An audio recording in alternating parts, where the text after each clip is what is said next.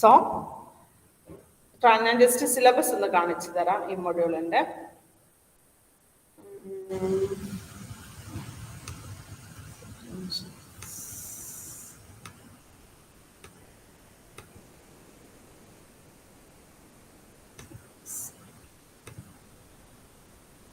കാണാൻ പറ്റുന്നുണ്ടോ? Screen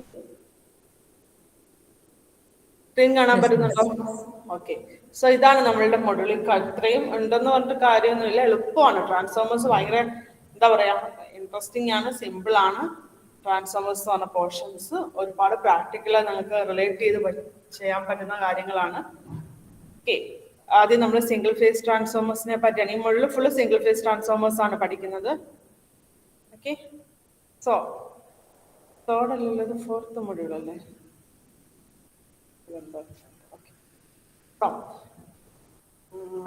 ട്രാൻസ്ഫോമേഴ്സിൽ construction details, EMF equation, principle of operation, കുറെ കാര്യങ്ങൾ ഇതിൽ നിങ്ങൾ കേട്ടിട്ടുള്ള കുറച്ച് കാര്യങ്ങൾ വരുന്നുണ്ട്. Open circuit test, short circuit test ഒക്കെ ഓൾറെഡി നമ്മൾ ലാബിൽ പറഞ്ഞതാണ്, അതൊക്കെ വരുന്നുണ്ട്. സോ ഇതൊക്കെയാണ് ട്രാൻസ്ഫോമേഴ്സ്. നമുക്ക് സ്റ്റാർട്ട് ചെയ്യാം.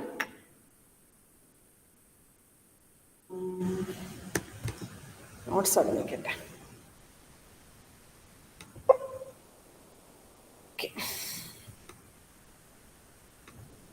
ട്രാൻസ്ഫോമേഴ്സിന്റെ കാര്യം പറയുമ്പോൾ ട്രാൻസ്ഫോമേഴ്സ് ആർ ഫസ്റ്റ് കാര്യം പറയാനുള്ള that is A static machine.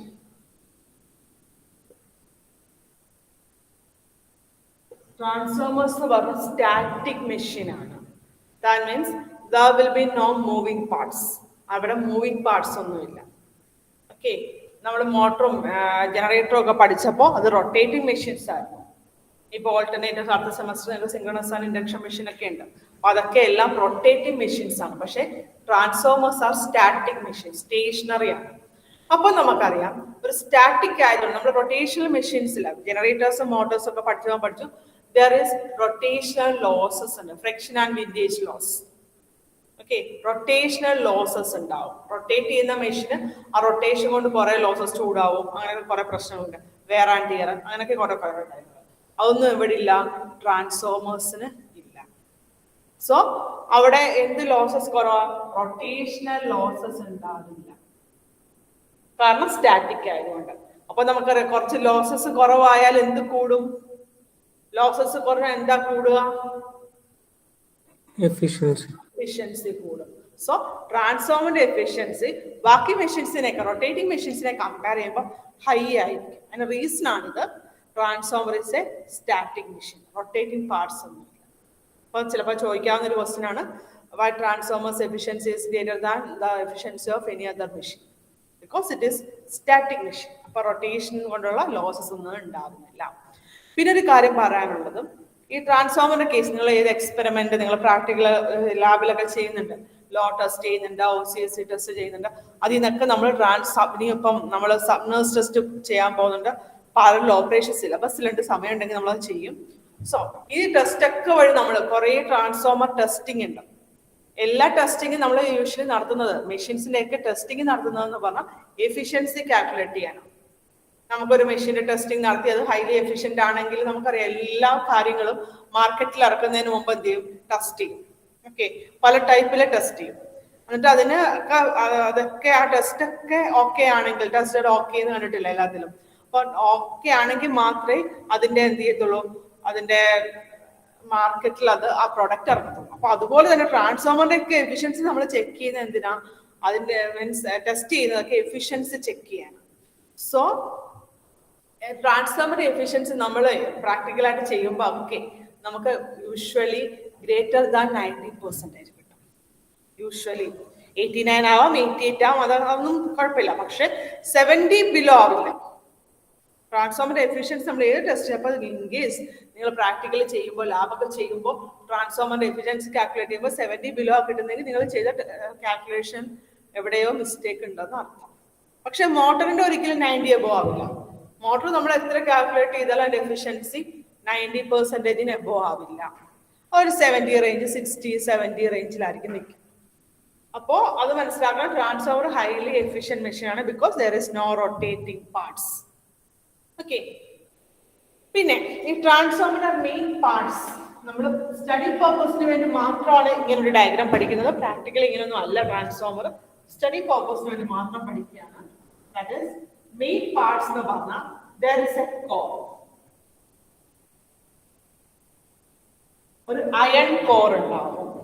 Okay, ഈ അയൺ കോറിൽ എന്തുണ്ടാവും? വൈൻഡിങ്സ് ഉണ്ടാവും. ഡിഫറെന്റ് ടൈപ്സ് ഓഫ് ട്രാൻസ്ഫോമേഴ്സ് ഉണ്ട്. നിങ്ങൾ ഓൾറെഡി പറഞ്ഞിട്ടുള്ള സിംഗിൾ വൈൻഡിങ് ട്രാൻസ്ഫോമർ ഉണ്ട്. സിംഗിൾ വൈൻഡിങ് ട്രാൻസ്ഫോമറിന് പറയുന്ന പേരെന്താ? What is A single winding transformer? Auto transformer. Auto transformer ഒറ്റ വൈൻഡിങ്ങേ ഉള്ളൂ. That is A voltage regulator, അല്ലെങ്കിൽ വോൾട്ടേജ് വേരി ആക്കും, എസിനെ വേരി ചെയ്യാൻ വേണ്ടി യൂസ് ചെയ്യുന്നതാണ് ഓട്ടോ ട്രാൻസ്ഫോമർ. പക്ഷെ നമ്മൾ പഠിക്കാൻ വേണ്ടിയിട്ട് ഇത് ട്രാൻസ്ഫോമറിന്റെ വർക്കിങ്ങും കാൽക്കുലേഷൻസ് ഒക്കെ പഠിക്കാൻ വേണ്ടി നമ്മൾ യൂസ് ചെയ്യുന്നത് 2 വൈൻഡിങ് ട്രാൻസ്ഫോമർ ആണ്. 3 വൈൻഡിങ് ട്രാൻസ്ഫോമർ ഉണ്ട്. ഓക്കെ, മൾട്ടി വൈൻഡിങ് ട്രാൻസ്ഫോമേഴ്സ് ഒക്കെ ഉണ്ട്. പൾസ് ട്രാൻസ്ഫോമേഴ്സ് ഒക്കെ ഉണ്ട്. പൾസ് ട്രാൻസ്ഫോമർ എന്ന് പറഞ്ഞാൽ പ്രൈമറിൽ ഒരു വൈൻഡിങ്ങേ ഉള്ളൂ, സെക്കൻഡറി കുറെ വൈൻഡിങ് ഉണ്ട്. അപ്പൊ അതിന് ഓരോ വൈൻഡിങ്ങിനും ഓരോ പൾസസ് ആയിട്ട് എടുക്കാൻ പറ്റും. അങ്ങനെ ഡിഫറെന്റ് ടൈപ്സ് ഓഫ് ട്രാൻസ്ഫോമേഴ്സ് ഒക്കെ ഉണ്ട്. നമ്മൾ പഠിക്കാൻ പോകുന്നത് 2 വൈൻഡിങ് ട്രാൻസ്ഫോമറിനെ പറ്റിയാണ്. Okay, that is we are having a primary winding and a secondary. So this winding is made up of copper. ഈ വൈൻഡിങ് ഉണ്ടാക്കിയേക്കുന്ന കോപ്പർ വെച്ചിട്ടാണ്. സോ ട്രാൻസ്ഫോമറിന്റെ മെയിൻ പാർട്സ് എന്ന് പറഞ്ഞാൽ അയൺ വെച്ചിട്ടുള്ള ഒരു കോറും കോപ്പർ വെച്ചിട്ടുള്ള വൈൻഡിങ്ങും. Main parts of the transformers are core and wind. കോറും വൈൻഡിങ്ങുമാണ് മെയിൻ പാർട്സ്. ഇനി ഇപ്പൊ 2 വൈൻഡിങ് ഉണ്ടെന്ന് നമ്മൾ പറഞ്ഞു. ഓക്കെ, ഈ വൈൻഡിങ്ങിനെ നമ്മൾ പ്രൈമറി വൈൻഡിങ്, സെക്കൻഡറി വൈൻഡിങ് എന്ന് രണ്ടായിട്ട് ഡിവൈഡ് ചെയ്യും. ഒരെണ്ണം പ്രൈമറി ആയിരിക്കും, ഒരെണ്ണം സെക്കൻഡറി ആയിരിക്കും. ഏതിനാ പ്രൈമറി, ഏതിനാ സെക്കൻഡറി എന്ന് പറയാ? ഏത് വൈൻഡിങ്ങിനാ പ്രൈമറി വൈൻഡിങ് എന്ന് പറയാ? എവിടെ വേണേലും വെക്കാം, ഇവിടെ വെക്കാം, ഇവിടെ വെക്കാം, ഇവിടെ. പ്രൈമറി വൈൻഡിങ് എന്തിനാ പറയാ? എന്തിനായിരിക്കും പ്രൈമറി വൈൻഡിങ് എന്ന് പറയാ? ഇൻപുട്ട് കൊടുക്കണം അല്ലെങ്കിൽ സപ്ലൈ കൊടുക്കുന്ന സ്ഥലമാണ് പ്രൈമറി വൈൻഡിങ്. എവിടെയാണോ നമ്മൾ ഇൻപുട്ട് അല്ലെങ്കിൽ സപ്ലൈ കൊടുക്കുന്നത്, that is A primary winding. Supply voltage കൊടുക്കുന്നത്. AC ആയതുകൊണ്ടാണ് ഞാൻ ഈ സിംബൽ കൊടുത്തത്. ഇനിയും സെക്കൻഡറി വൈൻഡിങ് എന്ന് പറഞ്ഞാൽ ലോഡ്. ഈ ട്രാൻസ്ഫോമർ എന്ന് പറഞ്ഞാൽ പല ഇടത്ത് നമ്മൾ യൂസ് ചെയ്യും ട്രാൻസ്ഫോമർ. അപ്പൊ എവിടെയാണോ ലോഡ് കൊടുക്കുന്നത്, ലോഡ് എന്ന് പറഞ്ഞാൽ ഔട്ട്പുട്ട് കണക്ട് ചെയ്യുന്നതാണ് നമുക്കറിയാം. എവിടെയാണോ ട്രാൻസ്ഫോമറിന്റെ ലോഡ് കൊടുക്കുന്നത്, that winding is called secondary winding. So we are having a primary winding and secondary winding. Okay. ഇനിയിപ്പോ ഈ പ്രൈമറി വൈൻഡിങ്ങിന്റെ നമ്പർ ഓഫ് ടേൺസ് ഞാൻ N1 എടുക്കുന്നു, സെക്കൻഡറി വൈൻഡിങ്ങിന്റെ നമ്പർ ഓഫ് ടേൺസ് N2.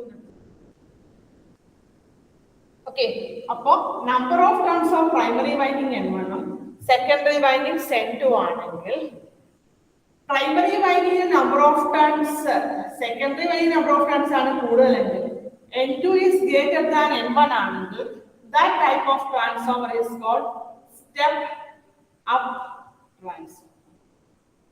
എങ്ങനെ സ്റ്റെപ്പ് അപ്പ് ഒക്കെ ആവുന്നത് നമ്മൾ പഠിക്കും. സോ സെക്കൻഡറിയുടെ നമ്പർ ഓഫ് ടേൺസ് ആണ് കൂടുതലെങ്കിൽ that is called step up transformer. പ്രൈമറിയുടെ നമ്പർ ഓഫ് ടേൺസ് ആണ് കൂടുതലെങ്കിൽ that is called step down transformer. എന്തിനാ സ്റ്റെപ്പ് അപ്പ് സ്റ്റെപ്പ് ഡൗൺ ചെയ്യുന്നത്? ഓക്കെ, എന്തിന്റെ പേര് വേണേലും പറയാം, വോൾട്ടേജിന്റെ കറണ്ടിന്റെ ഒക്കെ പേര് പറയാം. കൂട്ടുന്നു കുറയ്ക്കുന്നു. ആ സ്റ്റെപ്പ് അപ്പ് എന്ന് പറഞ്ഞാൽ കൂട്ടുന്നു എന്നേ ഉള്ളൂ, സ്റ്റെപ്പ് ഡൗൺ എന്ന് പറഞ്ഞാൽ കുറയ്ക്കുന്നു എന്നേ ഉള്ളൂ. അപ്പൊ നമ്മൾ യൂഷ്വലി പറയുന്നത് ട്രാൻസ്ഫോമറിന്റെ കേസിൽ വോൾട്ടേജ് ആണ്. സോ സെക്കൻഡറി വോൾട്ടേജ് ആണ് കൂടുതലെങ്കിൽ that is called step up transformer.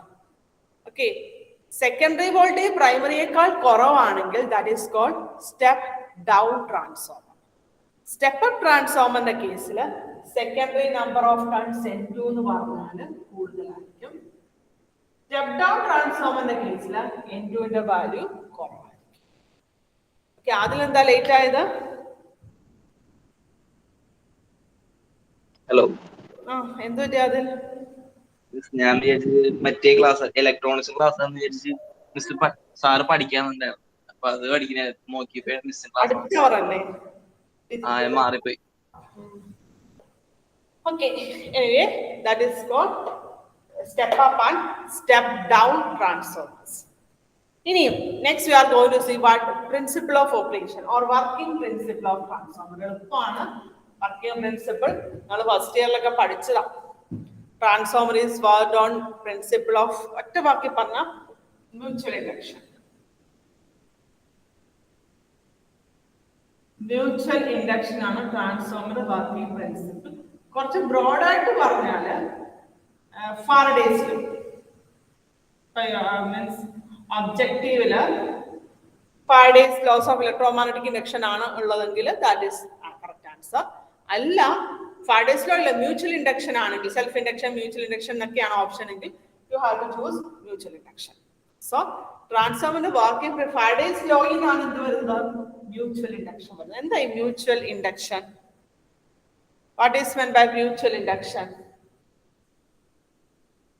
What is meant by mutual induction? Self-induction, mutual induction, self-induced EMF, mutually induced EMF ഒക്കെ നമ്മൾ പഠിച്ചതല്ലേ? എന്താ mutual induction?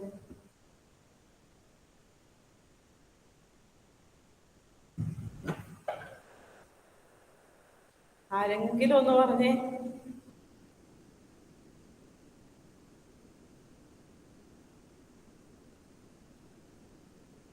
അരവിന്ദ്.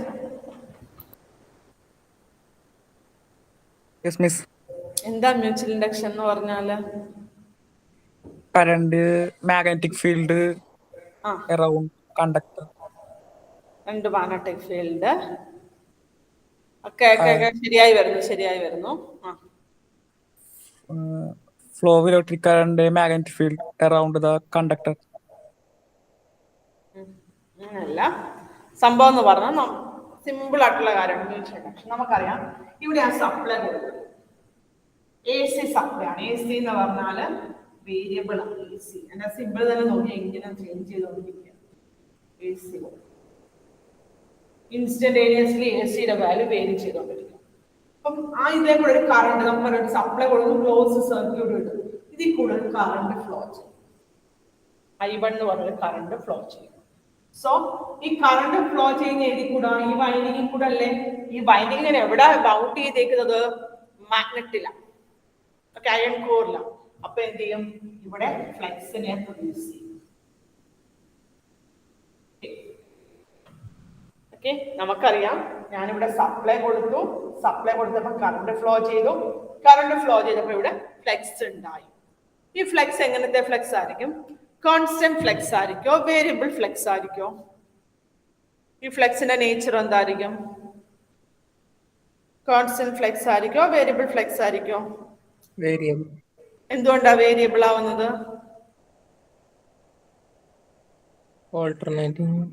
ഓൾട്ടർനേറ്റിംഗ് ആയതുകൊണ്ടാണ്. ഞാൻ കൊടുക്കുന്ന സപ്ലൈ ഓൾട്ടർനേറ്റിംഗ് അല്ലേ? അപ്പൊ ഇവിടുത്തെ കറണ്ട് ഓൾട്ടർനേറ്റിംഗ് കറണ്ട് ആയിരിക്കും. അപ്പൊ ഇവിടെ ഉണ്ടാകുന്ന ഫ്ലക്സും വേരിയബിൾ ഫ്ലക്സ് ആയിരിക്കും. സോ ഇവിടെ ഫ്ലക്സ് വേരി ചെയ്തുകൊണ്ടിരിക്കുക.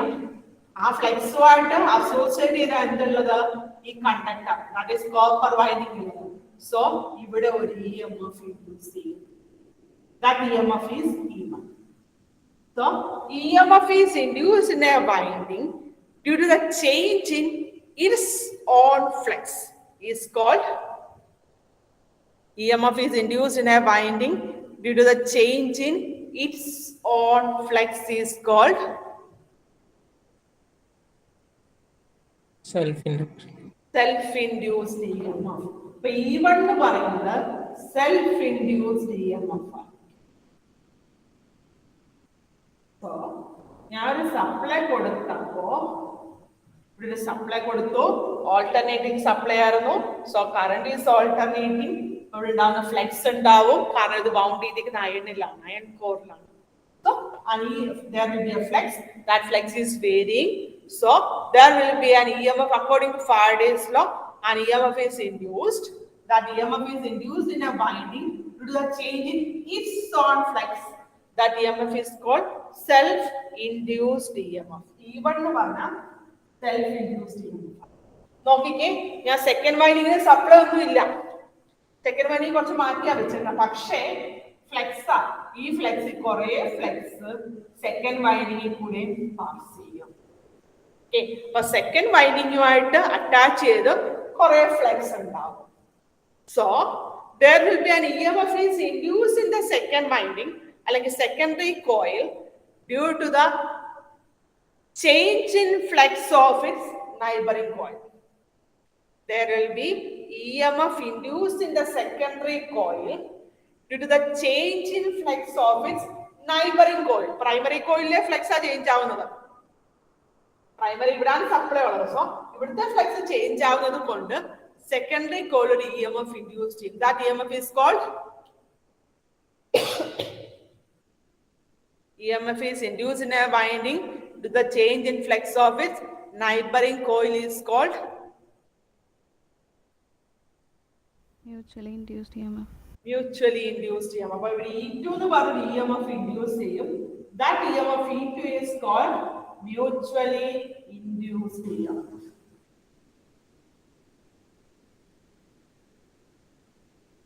Mutually induced. So the self-induced EMF ഉണ്ടാവും, mutually induced EMF ഉണ്ടാവും. So E1 is self-induced EMF, E2 is a mutually induced EMF. അപ്പൊ ഞാനൊരു കാര്യം എന്താ ചെയ്ത, ഇവിടെ EMF ഉണ്ടായി, സെക്കൻഡറിക്ക് സപ്ലൈ ഒന്നും ഇല്ലാന്ന് ഓർക്കണം, പ്രൈമറിക്ക് മാത്രമേ സപ്ലൈ കൊടുക്കുന്നുള്ളൂ. ഓക്കെ, ഈ പ്രൈമറി സെക്കൻഡറി തമ്മിൽ യാതൊരുവിധ ഇലക്ട്രിക്കൽ കണക്ഷനും ഇല്ല. നിങ്ങൾ നോക്കിക്കേ, പ്രൈമറിലെ വൈൻഡിങ് ഇവിടെ കറണ്ടിൽ കൂടെ ഫ്ലോ ചെയ്യുന്നത്, ഇതൊരു മാഗ്നറ്റിക് പാത്താണ്. ഓക്കെ, അയണാണ്, ഇതിൽ കൂടെ കറണ്ട് ഫ്ലോ ചെയ്യില്ല, കാരണം ഇതിവിടെ വൈൻഡ് ചെയ്ത് വെച്ചേക്കാം, ഉള്ളിൽ കൂടെ അല്ല. സോ ഇവിടെ പ്രൈമറി സെക്കൻഡറിയും തമ്മിൽ യാതൊരുവിധ ഇലക്ട്രിക്കൽ കണക്ഷനും ഇല്ല. പക്ഷെ എന്ത് ട്രാൻസ്ഫർ ചെയ്തു? ഇലക്ട്രിക്കൽ എനർജി ട്രാൻസ്ഫർ ചെയ്തു ത്രൂ മാഗ്നറ്റിക് ഫീൽഡ്. പറഞ്ഞ മനസ്സിലായോ? ട്രാൻസ്ഫോമറിന്റെ കേസിൽ പ്രൈമറിയും സെക്കൻഡറിയും തമ്മിൽ യാതൊരുവിധ ഇലക്ട്രിക്കൽ കണക്ഷനും ഇല്ല, ഉള്ളി മാഗ്നറ്റിക് കപ്ലിംഗ് അല്ലെങ്കിൽ മാഗ്നറ്റിക് ലിങ്കേജ്. അതുവഴിയാണ് എനർജി ട്രാൻസ്ഫർ നടക്കുന്നത്. In the case of transformer, energy transfer occurs through magnetic linkage. Flux linkage വഴി മാത്രമേ എനർജി ട്രാൻസ്ഫർ നടക്കുന്നുള്ളൂ. There will be no electrical connection between primary and secondary. Clear ആയോ? Clear ആയോ?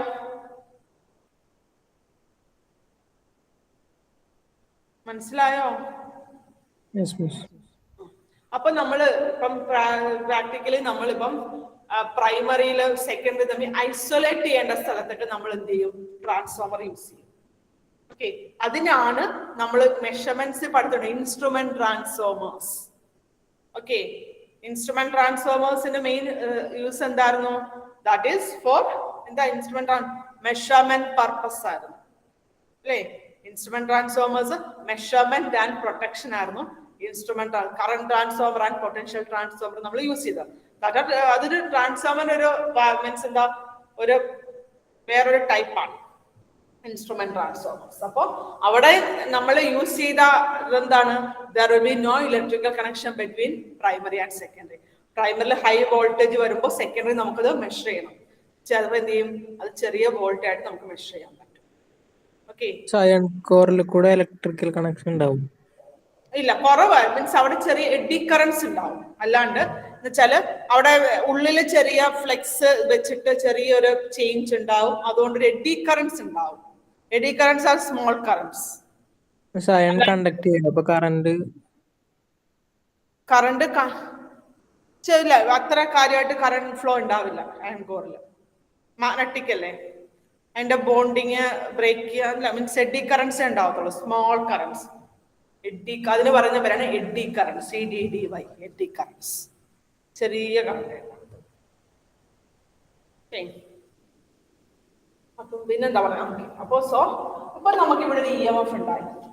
Instrument transformers പറഞ്ഞപ്പോ instrument ട്രാൻസ്ഫോമേഴ്സിന്റെ main significance എന്ന് പറഞ്ഞാല് high voltage അല്ലെങ്കിൽ ഹൈ കറണ്ടിനെ ചെറിയ കറണ്ട് ആക്കി മാറ്റും. പിന്നെ അത് എന്താ, പ്രൊട്ടക്ഷന് യൂസ് ചെയ്യും. കാരണം നമ്മൾ ഒരു സൈഡിൽ ആൾക്കാർ ഒന്ന് വർക്ക് ചെയ്താല് ഹൈ കറണ്ട് സൈഡിലാണ് വർക്ക് ചെയ്യുന്നെങ്കിൽ അവർക്ക് പ്രശ്നമല്ല. അതുകൊണ്ട് ആ മീൻസ് പ്രൈമറി സെക്കൻഡറി തമ്മിൽ ഐസൊലേഷൻ ട്രാൻസ്ഫോമറിന്റെ മെയിൻ പർപ്പസും ഐസൊലേഷൻ ആണ്. പ്രൈമറി സെക്കൻഡറി തമ്മിൽ ഐസൊലേറ്റ്, ഇലക്ട്രിക്കലി ഐസൊലേറ്റഡ് ആണ്, മാഗ്നറ്റിക്കലി മാത്രമേ കപ്പിൾഡ് ആയിട്ട്. ഓക്കെ, ഇനി ഇവിടെ ഞാൻ പറഞ്ഞു ഒരു EMF ഉണ്ടാവും E2. അപ്പൊ ഇവിടെ EMF ഉണ്ടായി, ഒരു ക്ലോസ്ഡ് പാത്ത് കിട്ടി. EMF ഉണ്ടാ, ക്ലോസ്ഡ് പാത്ത് ഉണ്ടാവും, ഷുവർലി ഒരു കറണ്ട് ഫ്ലോ ചെയ്യും. That is secondary current. Okay, ഈ സെക്കൻഡറി കറണ്ട് ലോഡിന് അക്രോസ് ആയിട്ടുള്ള വോൾട്ടേജ് ആണ് നമുക്ക് കിട്ടുന്ന ടെർമിനൽ വോൾട്ടേജ്, സെക്കൻഡറി വോൾട്ടേജ്. ഈ E2 ഉം V2 ഉം തമ്മിലുള്ള മീൻസ് അതൊക്കെ പിന്നെ നമുക്ക് പഠിക്കാം. സോ E2 ഉണ്ട്, V2 ഉണ്ട്. E2 എന്ന് പറഞ്ഞാൽ mutually induced EMF in the secondary winding. V2 is a voltage across the load. ഇത്രയും ക്ലിയർ ആയോ? നല്ലതുപോലെ ഇത്രയും കാര്യങ്ങൾ നല്ലപോലെ മനസ്സിലായോ?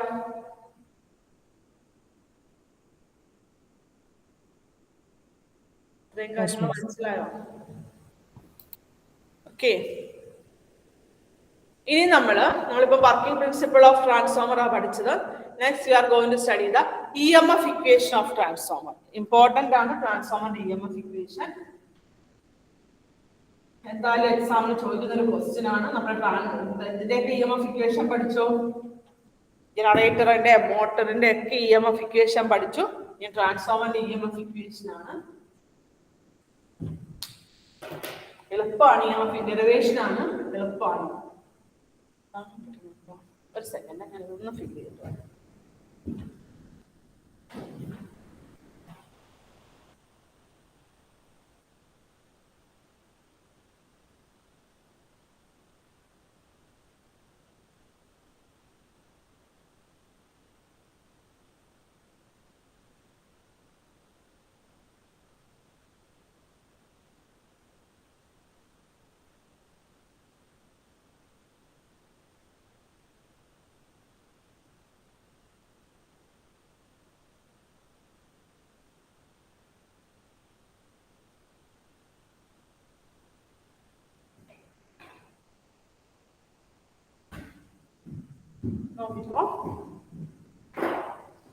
EMF equation.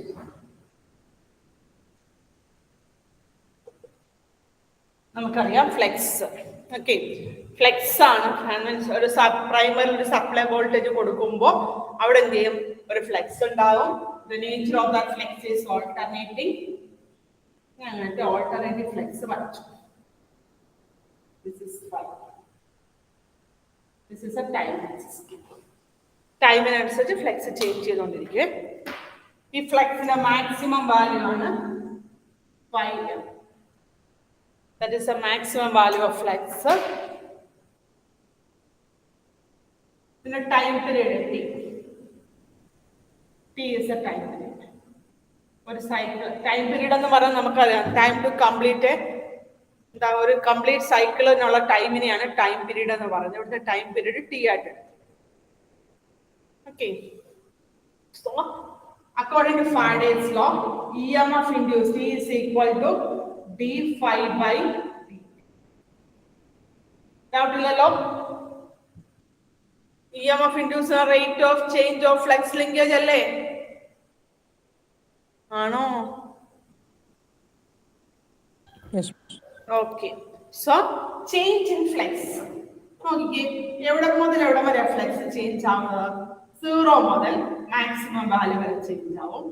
പിന്നെ മാക്സിമം വാല്യൂ മുതൽ 0 വരെ, അഗൈൻ 0 മുതൽ നെഗറ്റീവ് മാക്സിമം വരെ, പിന്നെ നെഗറ്റീവ് മാക്സിമം തൊട്ട് പിന്നെയും 0 വരെ. അതാണ് ഇവിടെ ആകെയുള്ള ചേഞ്ച് അല്ലേ?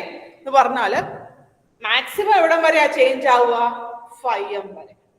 0 മുതൽ 5m വരെയാണ് ഇതിന് മാക്സിമം ഉള്ള ചേഞ്ച്. അപ്പൊ ചേഞ്ച് എനിക്ക് എന്താ എഴുതാം?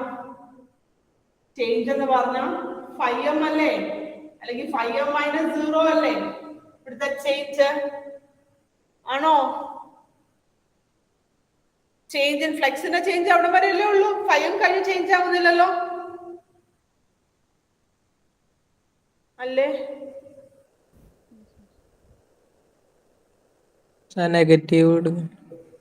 നെഗറ്റീവ് ആയാലും ചേഞ്ച് എന്ന് പറഞ്ഞാൽ 0 മുതൽ -5m വരെ.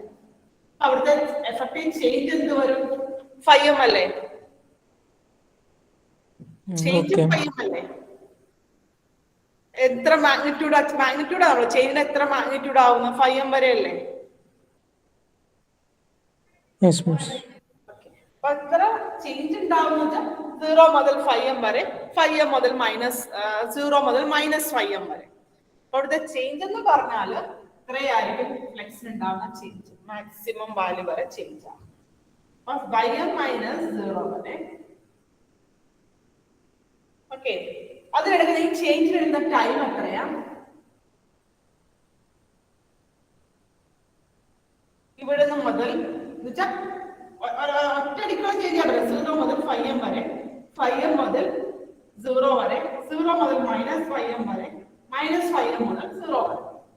അപ്പൊ 0 മുതൽ 5m വരെ ആവാൻ എടുക്കുന്ന ചേഞ്ച് ടൈം എത്രയാ? 0 മുതൽ 5m വരെ ചേഞ്ച് ചെയ്യുന്ന ടൈം എത്രയാ?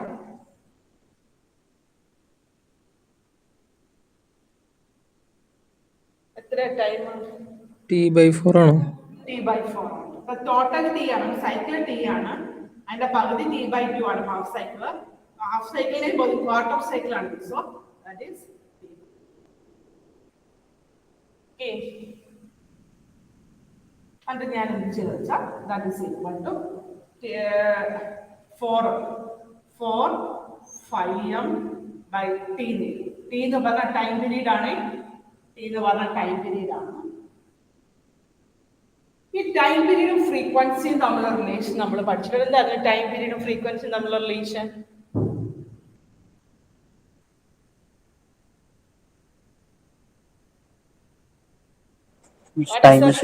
Time period is 1 by frequency. Time period T is equal to 1 by frequency. അപ്പൊ ഞാൻ 1 by T ക്ക് വരെ ഫ്രീക്വൻസി കൊടുക്കുമ്പോൾ 4f5 എന്ന് വരും. Okay, this is the average EMF induced.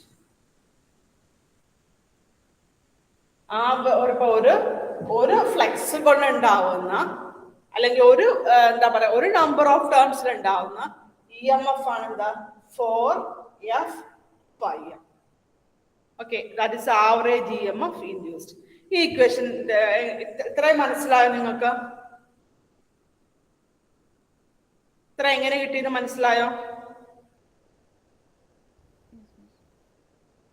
ഇത്ര എങ്ങനെ കിട്ടിയെന്ന് മനസ്സിലായോ?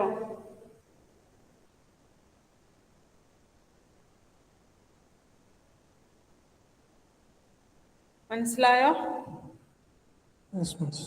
എന്നാൽ ഇത്രയൊന്നും എഴുതിയെടുത്തോ. EMF ഇക്വേഷൻ എഴുതി ഇവിടം വരെ എഴുതിയെടുത്തോ, ബാക്കി പറഞ്ഞുതരാം.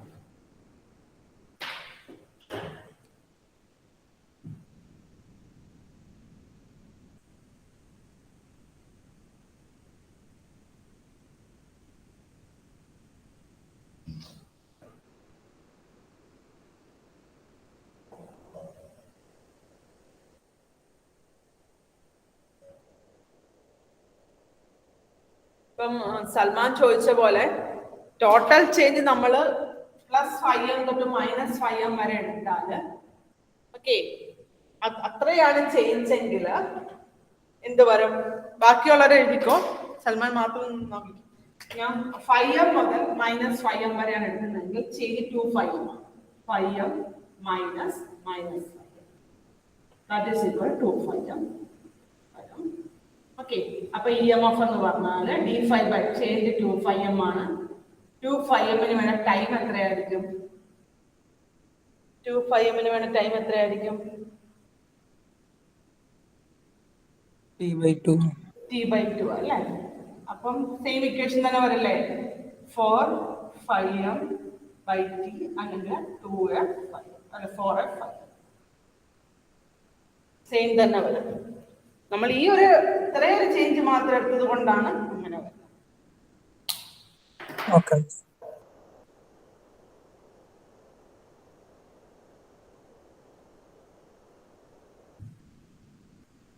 ഇവിടെ വരെ എഴുതി കഴിഞ്ഞോ? 4f5m വരെ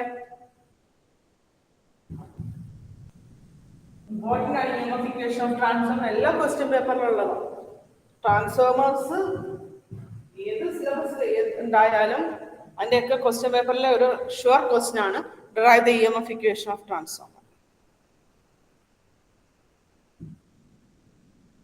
ഓക്കെ, ഇനിയിപ്പോ ദിസ് ഇസ് ആവറേജ് വാല്യൂ. എനിക്ക് വേണ്ട ആവറേജ് വാല്യൂ അല്ല, RMS വാല്യൂ ആണ്. അപ്പൊ നമ്മൾ ആവറേജ് വാല്യൂ വെച്ചാൽ RMS വാല്യൂ വെച്ചാൽ AC ക്വാണ്ടിറ്റിനെ റെപ്രസെന്റ് ചെയ്യുന്ന RMS വാല്യൂ എന്ന് പറഞ്ഞാൽ എങ്ങനെ ആവറേജ് വാല്യൂനെ RMS വാല്യൂ ആക്കുക? ആവറേജ് വാല്യൂനെ RMS വാല്യൂ ആക്കുന്നത് എങ്ങനെയാണ്?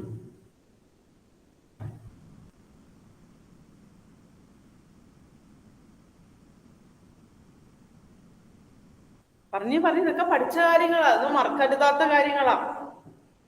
ഒക്കെ ഫസ്റ്റ് ഇയറിൽ പഠിച്ച ഇമ്പോർട്ടൻ്റ് ആയിട്ടുള്ള കാര്യങ്ങളാണ്. RMS വാല്യൂ ആവറേജ് വാല്യൂ തമ്മിലുള്ള റിലേഷൻ, ഒരു 2 ഫാക്ടേഴ്സ് നമ്മൾ പഠിച്ചിട്ടുണ്ടായിരുന്നു. ഓർമ്മയുണ്ടോ? പീക്ക് ഫാക്ടർ, ഫോം ഫാക്ടർ എന്നൊക്കെ പഠിച്ചത് ഓർമ്മയുണ്ടോ?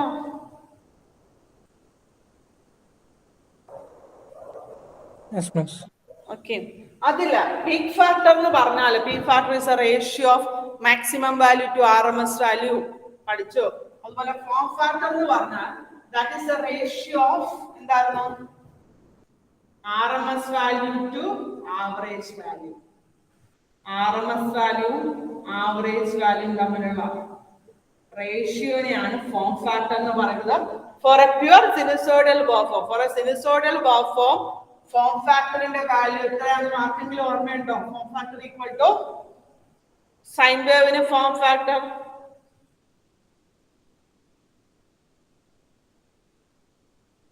സൈൻ വേവിന്റെ ഫോം ഫാക്ടർ 1.11. സൈൻ ഓർത്തിരുന്നോളൂ. പക്ഷെ ഇത് നിങ്ങൾ അറിയേണ്ട കാര്യമാണ്. ഫോം എല്ലാ ഒബ്ജക്റ്റീവ് എക്സാംസിനൊക്കെ ചോദിക്കുന്ന ക്വസ്റ്റ്യൻസ് ആണ്. എന്താ form factor is a ratio, അല്ലെങ്കിൽ RMS value by average value എന്ന് പറഞ്ഞാൽ എന്താണ്? That is form factor. Sine വേവിന്റെ ഫോം ഫാക്ടറിന്റെ വാല്യൂ എന്ന് പറഞ്ഞാൽ 1.11 ആയിരിക്കും. സോ എനിക്ക് RMS വാല്യൂ കിട്ടാൻ, ഓക്കെ, RMS വാല്യൂ കിട്ടാൻ average value into form factor ചെയ്താൽ മതി. എൻ്റെ ഈ ആവറേജ് വാല്യൂ ഉണ്ട്. So form factor into average value ചെയ്താൽ I will get the RMS value. So form factor 1.11 ആണ്. ദാറ്റ് ഇൻറ്റു 4F5M ചെയ്താൽ മതി, which is equal to 4.44 F5M. 4.44 F5M ആയിരിക്കും RMS value of EMF induced in a transformer in a single winding. If N1 number of winding, primary induced EMF ആണെങ്കിൽ, primary induced EMF ആണെങ്കിൽ, primary N1 number of winding ഇല്ലേ, that will be 4.44 F5M into N1 volts. Okay, that is E1. Primary induced EMF E1 ആണ്. The secondary induced EMF E2 ആണെങ്കിൽ, secondary induced EMF E2 ആണെങ്കിൽ that will be 4.44 F5M into N2 volts. Okay, this is the primary induced EMF and secondary induced EMF. 4F5M വരെ നിങ്ങൾക്ക് മനസ്സിലായി എങ്ങനെയാണ് കിട്ടിയത്.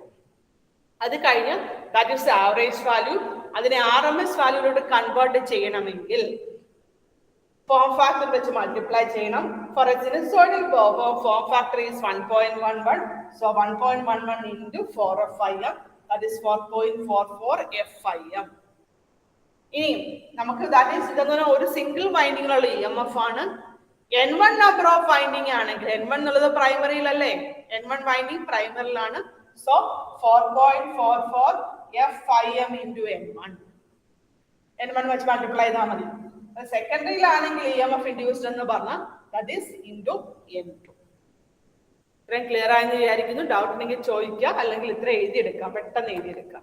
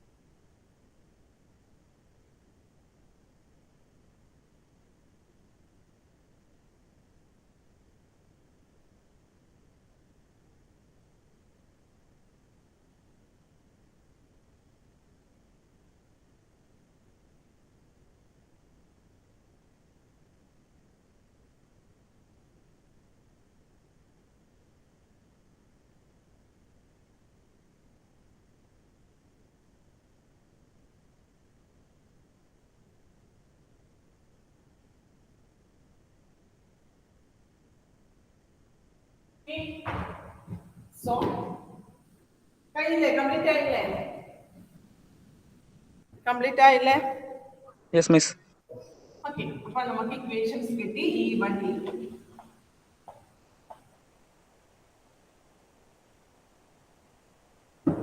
E1 equal to നമ്മുടെ ഇതാണ് അത് E2 ഇക്വേഷൻ.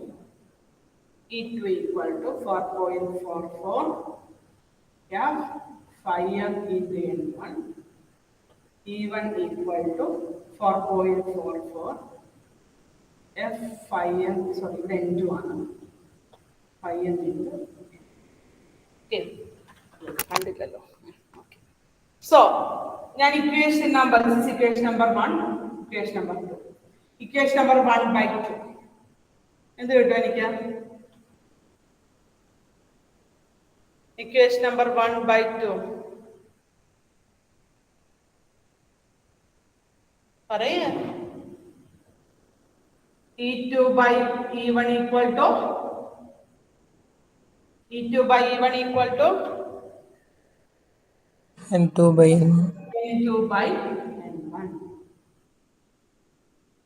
ഓക്കെ, അതവിടെ നിൽക്കട്ടെ. E2 by E1 equal to N2 by N1. ഇതിന് പറയുന്ന പേരാണ് that is K, ഒരു കോൺസ്റ്റന്റ് ആയിട്ട്. നമുക്കറിയാം നമ്പർ ഓഫ് ടേൺസ് എന്ന് പറഞ്ഞ ഒരു കോൺസ്റ്റന്റ് ആയിരിക്കും. N2 കോൺസ്റ്റന്റ് ആയിരിക്കും, N1 കോൺസ്റ്റന്റ് ആയിരിക്കും. So this K is called transformation ratio.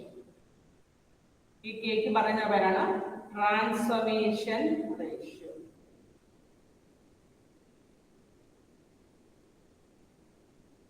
This K is called transformation ratio. അത് അവിടെ നിൽക്കട്ടെ. ഒരു കാര്യം കൂടെ പറയാണ്ട്.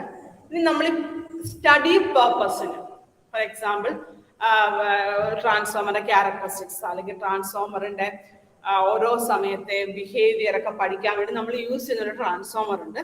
ആ ട്രാൻസ്ഫോമറിന് പറയുന്ന പേരാണ് ഐഡിയൽ ട്രാൻസ്ഫോമർ.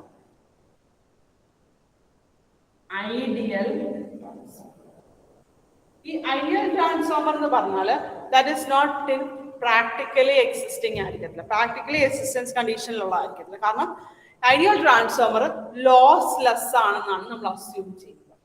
എന്ന് പറഞ്ഞാൽ ലോസ് ഇല്ലാത്ത ട്രാൻസ്ഫോമർ. നമുക്കറിയാം ലോകത്തിലൊരു സാധനം ലോസ് ഇല്ലാത്ത ഒരു സാധനവും ഇല്ല അല്ലെ. എല്ലാത്തിനും എന്തെങ്കിലും ചെറിയ ചെറിയ ഡിഫക്ട്സോ പ്രശ്നങ്ങളോ കാണും. പക്ഷേ ഐഡിയൽ ട്രാൻസ്ഫോമർ നമ്മൾ ലോസ്ലെസ് ആയിട്ടാണ് അസ്യൂം ചെയ്യുന്നത്.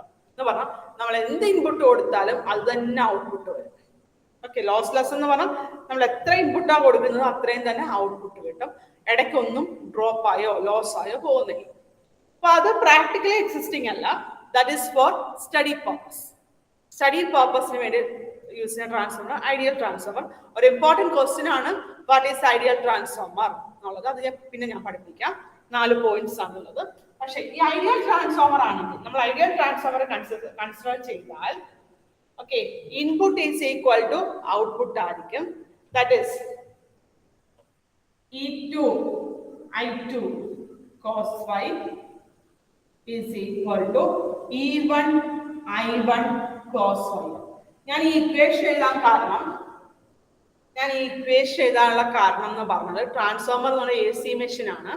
അതുകൊണ്ട് ഞാൻ അതിന്റെ പവർ, ഔട്ട്പുട്ട് പവറിനെ output voltage E2, output current I2 into power factor. എസിൽ VI cos phi വെച്ചില്ലേ നമ്മൾ പവർ എന്ത് ചെയ്യുന്ന പവർ പറയുന്നത്. ഓക്കെ, DC ആവുമ്പോൾ VI യൂസ് ചെയ്യും, AC ആവുമ്പോൾ VI cos phi യൂസ് ചെയ്യും. AC പവർ, അതിന്റെ കൂട്ടത്തിൽ പവർ ഫാക്ടർ ബിയുടെ ഐഡിയയും കൂട്ടത്തിൽ ഒരു പവർ ഫാക്ടർ എന്ന് പറഞ്ഞ ടേമും കൂടെ കാണും. That is constant. സോ ഇങ്ങനെയാണ് നമ്മൾ എന്ത് ചെയ്യുന്നത്, പവർ പറയുന്നത്. അപ്പം ലോസ് ഇല്ലാത്തത് കൊണ്ട് output power is equal to input power എന്ന് എനിക്ക് എഴുതാം. cos phi മാറുമ്പോൾ E2 by E1 equal to എന്ത് വരും? E2 by E1 equal to എന്ത് വരും?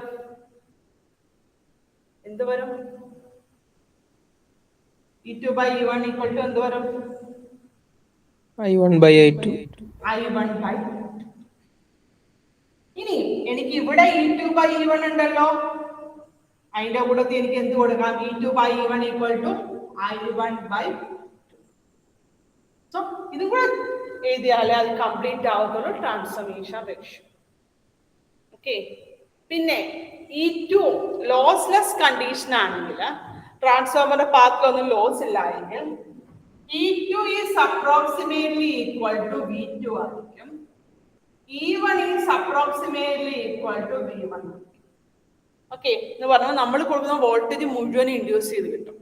ഓക്കെ. അതുപോലെ സെക്കൻഡറിയിൽ മ്യൂച്വലി ഇൻഡ്യൂസ് ചെയ്യുന്ന വോൾട്ടേജ് മുഴുവനും നമുക്ക് ലോഡിന് അക്രോസ് ആയിട്ട് കിട്ടും ഐഡിയൽ കേസിലാണെങ്കിൽ.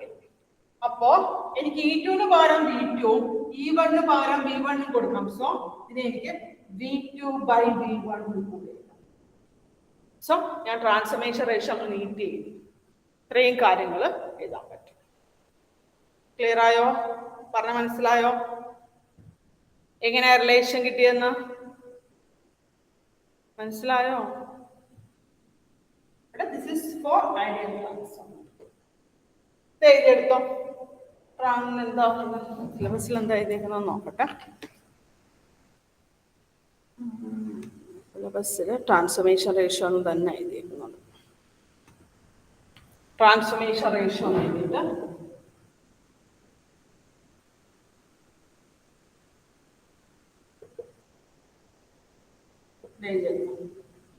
K ആണ് ട്രാൻസ്ഫോർമേഷൻ റേഷ്യോ റെപ്രസെന്റ് ചെയ്യുന്ന ലെറ്റർ.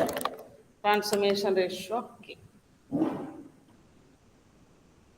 സ്മോൾ K അല്ല, ക്യാപിറ്റൽ K ആണ്.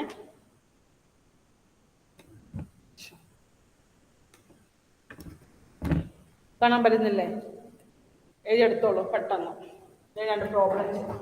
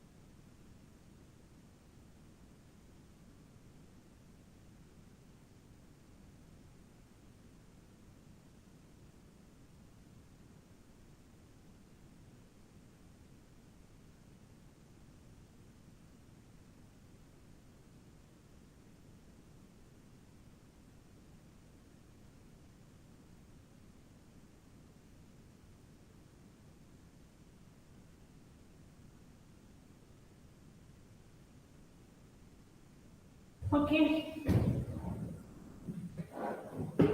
ഒരു കാര്യം ചെയ്യാം, എഴുതി കഴിഞ്ഞല്ലോ അല്ലേ? ഒരു പ്രോബ്ലം ഷെയർ ചെയ്യാം. എഴുതിയെടുത്തോ, ക്വസ്റ്റ്യൻ അടുത്ത. ഉച്ചയ്ക്ക് ശേഷമുള്ള ഫസ്റ്റ് അവർ ഞാനാണേ. ബീന മിസ്സിൻ്റെ അവർ ഞാനായിരിക്കും എടുക്കുന്നത് കേട്ടോ. ലിങ്ക് സെയിം ലിങ്കിൽ തന്നെ കയറിയാൽ മതി. പ്രോബ്ലം ചെയ്യാൻ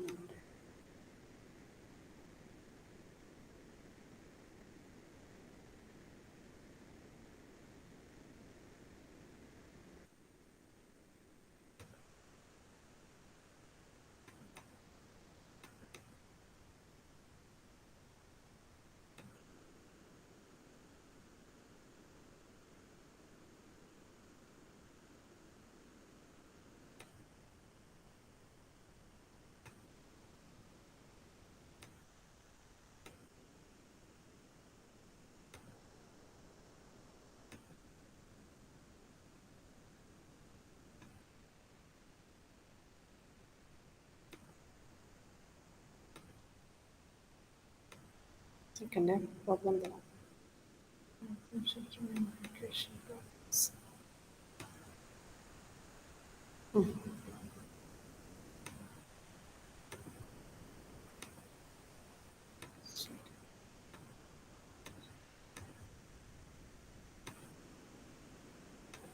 കാണാൻ പറ്റുന്നുണ്ടോ നിങ്ങൾക്ക്?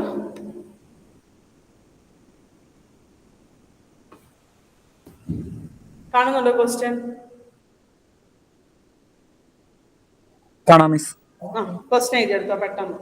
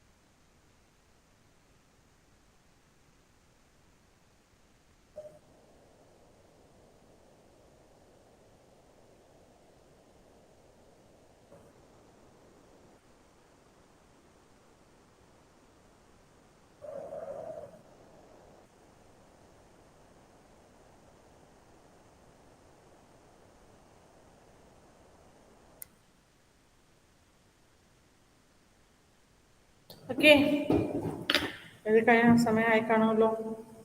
ജസ്റ്റ് ഞാനൊന്ന് പറഞ്ഞിട്ട് തീർക്കാം, അടുത്ത ക്ലാസ്സിൽ ചെയ്യാം.